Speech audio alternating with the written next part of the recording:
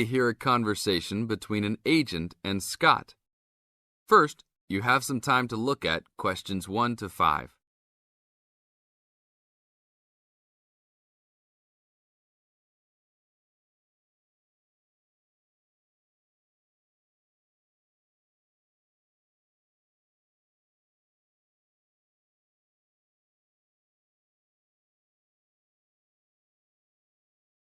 Now listen to the tape and answer the questions. Howdy, what can I do for you? I'm here to ship some things back to China. Okay, we can do that. Shipping things back, eh? Have you lived there before? Yeah, I lived there for 3 years and came back 2 years ago. Now I'm going back to start my own business. Really? Did you ship things with us last time? No, I used a Chinese shipping agency. Well, I'll just let you know that rates have changed recently, so I don't know if they'll be comparable to what you paid before. It doesn't matter to me. My company's paying for it. Aha, then it's nothing off your skin, right? Okay, I'll need your name and where you need to go to pick up the items to be shipped. My name is Scott Linder, Linder, and I live in upstate New York, Saratoga Springs. Oh, sure, I know that place. I go to the races there. Great town. What's the zip there again? 770425, and the street address is 412 West Lake Road. 770425 Westlake, got it. And how big of a container are you going to be looking for? Well, I didn't have a container last time, and I don't think I'll need one this time. I think that I'll have about 6 cubic meters. We can get a subsection of a container then. How big is that?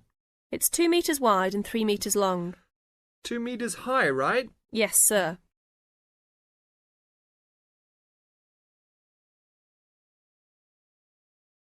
Now look at questions 6 to 10.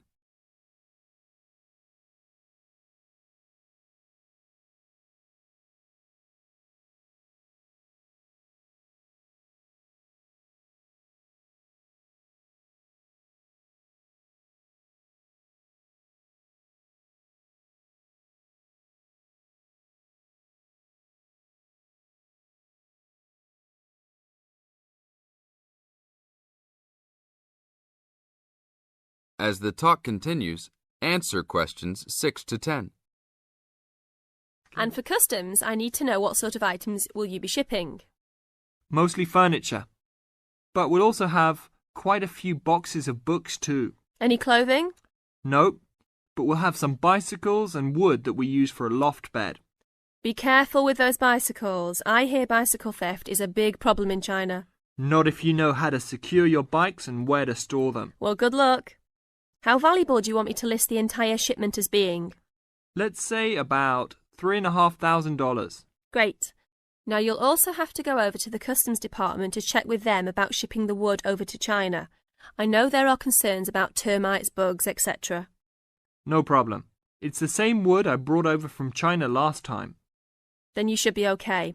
It's just a formality. And last of all, where would you like the shipment to be delivered? Well, I will live in Beijing, but let's ship it to Tianjin. My company will pick it up there. That's all right then. Have a nice trip. Thanks for your help.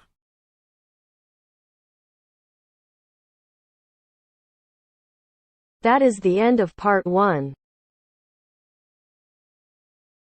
You now have half a minute to check your answers.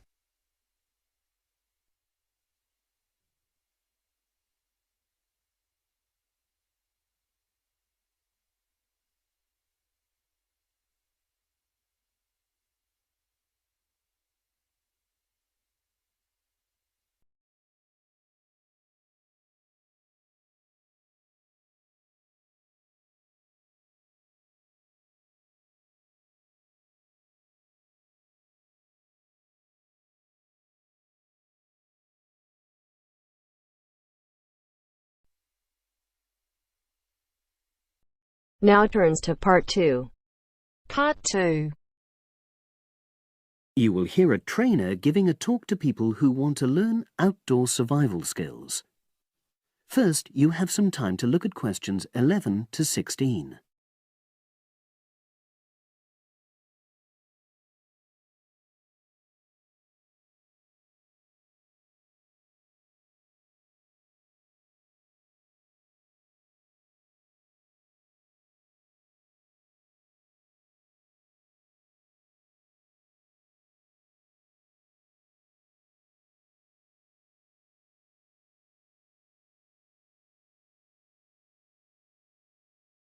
Now listen and answer questions 11 to 16. Good morning, everyone, and welcome to our outdoor survival program. As you know, this week you'll be learning some of the basic information and skills you need to look after yourself independently in the outdoors. These first 2 days will be based here in the classroom, and then we'll be taking a camping trip to put into practice some of the things you've learned. I'm going to start off with the topic of food. And to start with, I'll describe just 2 methods which we'll be putting into practice at our camp, and which make use of natural resources, the steam pit and the bamboo pot. I've got 2 posters here to make things clearer, and I'll start with the steam pit here.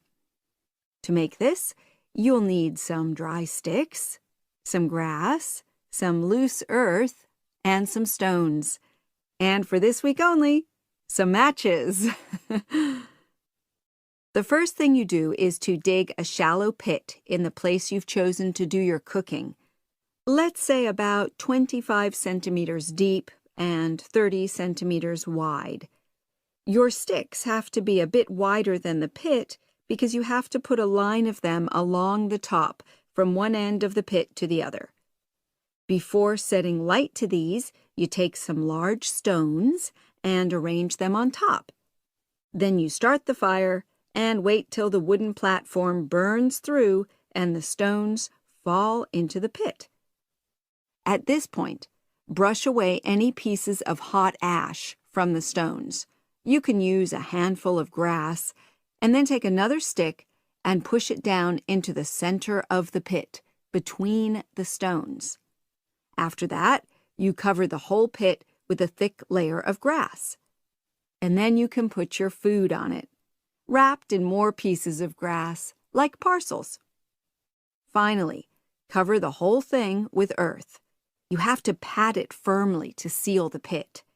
Then all you have to do is take the stick out and pour a bit of water into the opening that it leaves. It should take about 4 hours for your food to cook, as it cooks slowly in the steam that's created inside the pit. Now you have some time to look at questions 17 to 20.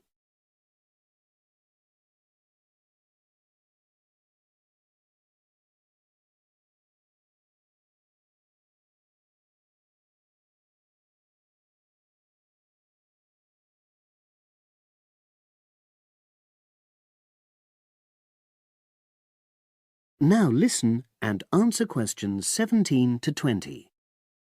So, simple but effective. The other method you're going to practice this week is the bamboo oven. Now, the steam pit is ideal in certain conditions because the heat is below ground level. For example, if there's a strong wind and you're afraid a fire might spread. But when it's safe to have an open fire, you can use the bamboo oven method. You get a length of bamboo, which, as you probably know, is hollow and consists of a number of individual sections with a wall in between. You use a sharp stick to make a hole in each of the dividing walls apart from the end one. Then you lean the bamboo over a fire, with the top propped up by a forked stick and the bottom sitting on the ground. You pour enough water in the top to fill the bottom section, and then light a fire underneath that section to heat the water. Then you put your food inside the top section, and the steam coming up the bamboo through the holes you made cooks it. I'm going to move on now to food itself and talk about some of the wild plants you might cook. I'm going to begin with fungi. That's mushrooms and toadstools. I'm sure you'll be aware that some of these are edible and they're delicious, but some of them are highly poisonous. Now, whether they're poisonous or not, all fungi that you find in the wild should be cooked before eating, because that helps to destroy any compounds in them that might be mildly toxic. But be aware that any amount of cooking won't make poisonous varieties any safer to eat. Unless you can definitely identify a fungus, you should never eat it. It's not worth the risk. And you need to be really sure, because some fungi that are poisonous are very similar in appearance to certain edible varieties. They can easily be mistaken for each other. So, having said all that, fungi are delicious when they're freshly picked, and although they are only moderately nutritious, they do contain minerals which the body needs. I'll move on now to leafy plants, which are generally... That is the end of part 2. You now have half a minute to check your answers.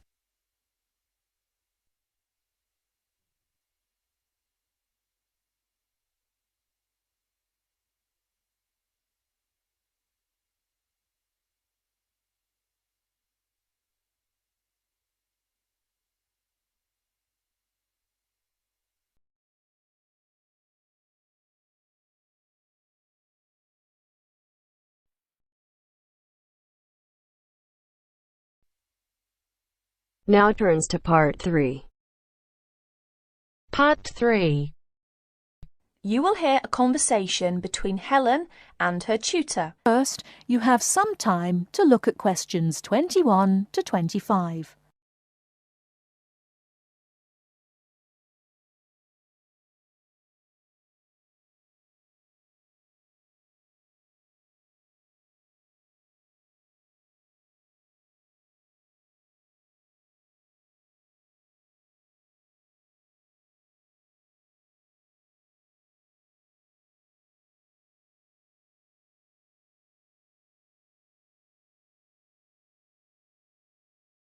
Now, listen carefully and answer questions 21 to 25.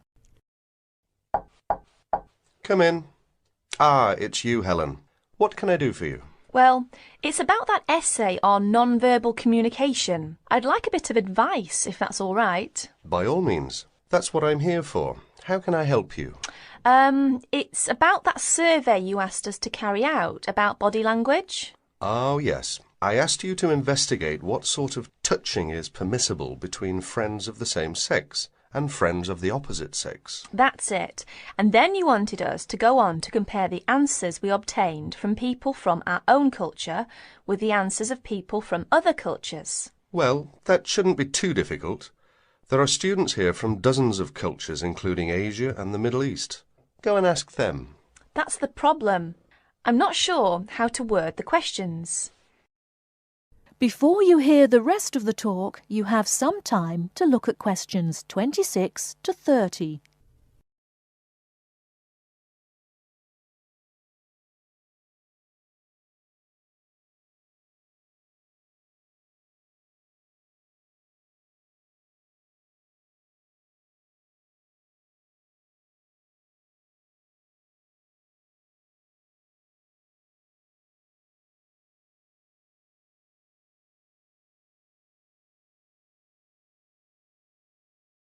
Now listen and answer questions 26 to 30. Go and ask them. That's the problem. I'm not sure how to word the questions. I think I've got far too many. People don't want to be bothered answering them all. Is that the list of questions you have with you? Let's have a look. I see. Your basic idea is fine. You've got a checklist of the parts of the body we mostly use to touch people with, and a checklist of the parts of other people's bodies that we usually touch. But you don't have to go right through the list asking a separate question about each item. You can make your questionnaire much shorter if you ask open questions. Open questions? What are they? Sometimes we call them WH questions. What, when, where. Those are examples.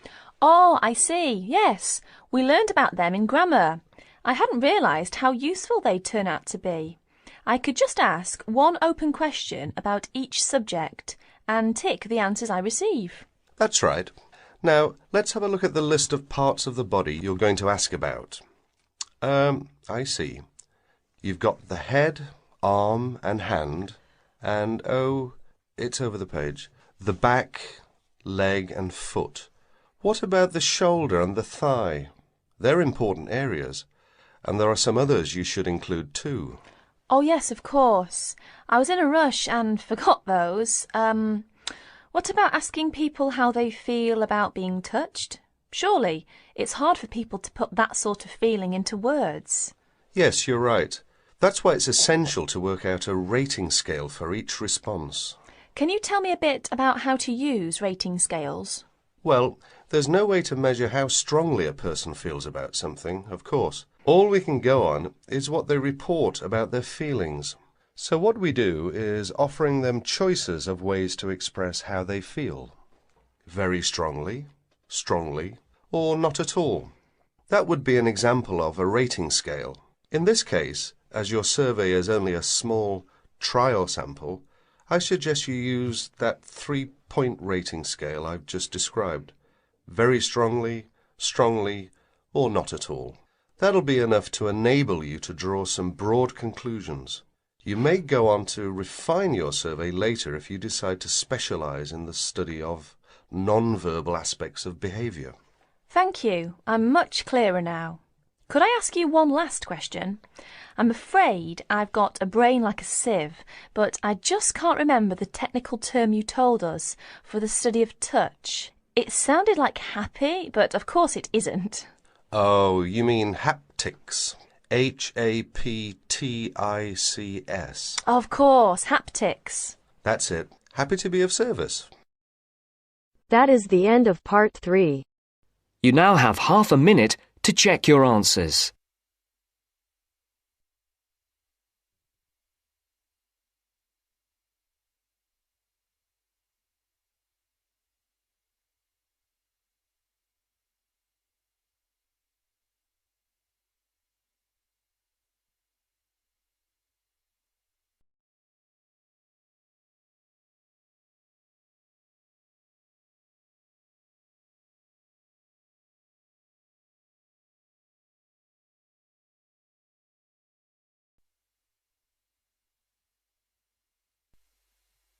Now turns to part 4. Part 4. This is Jane Frost with this morning's edition of Wake Up with Frost. First, you have some time to look at questions 31 to 40.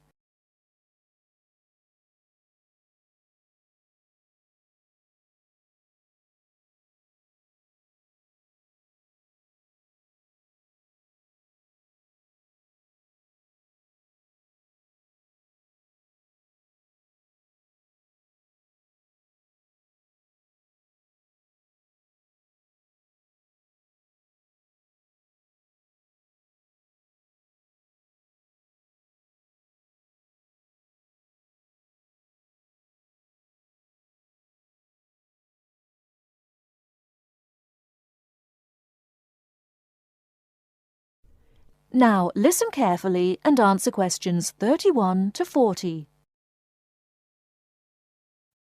Good morning. This is Jane Frost with this morning's edition of Wake Up with Frost. As you all know, for the last week we've been running a survey trying to find out what you, the listeners, think is the greatest invention of the last 200 years. The response has been amazing, double the amount we had last year, so thanks to all of you for taking part. We've had about 2,000 responses online and about the same on our phone lines. The lines are now closed, and this morning I can announce what the results were. So, here it is. You, the listeners, have chosen as the greatest technological invention of the past 200 years, and let me not forget to mention that 65% of you voted for this, it's the bicycle. Yes, the bicycle, first invented in 1818, and, would you believe it, the first bicycle was made of wood. The second bicycle had iron wheels. I cannot imagine what that must have been like to ride. It would have kept you fit at any rate. But for me, the best thing about the bicycle was what it did for women's rights. Yes, in the 1890s, it was the bicycle that meant women could change their clothing, start wearing trousers or pantaloons as they were known. Before then, women's clothes had been really uncomfortable, and I'd imagine quite difficult to breathe in. So, thanks to the ordinary bicycle, it was not only the man who wore the trousers in a home. Instead, women could now feel far more equal to their male contemporaries. And I'm sure you'll agree, the bicycle is a great way to get regular exercise, and of course, it's much better for the environment. And today, over 1 billion people all over the world ride bicycles, and for some, it's their only means of getting around from A to B. So, to all you bicycle riders out there, keep up the good work. Coming in a close second with 42% is the computer. I found out something interesting about the computer, which is that really, this word first meant someone who did mathematical calculations. Of course, today, with the development of the personal computer, computers are being used for everything from home use to business and even digital photography. I don't know about you, but I can't imagine life without a computer now. I guess closely related to the computer is the internet, and this got 12% of your votes. Maybe, like myself, many of you might think of the internet as being the World Wide Web, but actually the web is only one part of the internet. The internet began as part of the United States military network, but it later began to be used by businesses and academic institutions. Of course, today, the internet has so many uses. We use it for shopping online and entertainment, as well as to find information and send emails. But sadly, there is a darker side to the internet, and some of you have sent me emails about this. Finally, with 5% of your votes, is the radio. We think the radio was invented by Marconi in 1896, and he opened his first radio or wireless factory in the United Kingdom in 1898. In 1906, a man called Reginald Fessenden gave the first radio broadcast from Massachusetts. Ships could hear him at sea, and apparently he played the violin. As yet, listeners, I've spared you from having to listen to my guitar playing. But certainly radio is still important. Let's not forget that it was by radio that the Titanic sent signals to other ships. And with the popularity of TV today, I was secretly pleased so many of you had still placed importance on the radio. So, there you have it, the results of our survey. I think there are still important inventions that were not chosen but deserve a mention. Nuclear power and, of course, communications satellite, something which I am certain will continue to change the face of how we communicate with each other over both long and short distances. In fact, for me, the mobile phone is one of the greatest inventions of the last 200 years, if I think back to my first phone and then I look at what is happening now. Children born today will probably be more likely to have their first experience of the internet on a mobile phone screen rather than a computer monitor. Some of the new mobiles that are now being sold make it just as easy and as quick to find information on the web as on a computer. And let's not forget that mobiles now have digital cameras, word processing facilities, so you can type all your documents, and even personal organisers. I think it's quite possible that the mobile may even replace computers one day. That is the end of part 4. You now have half a minute to check your answers.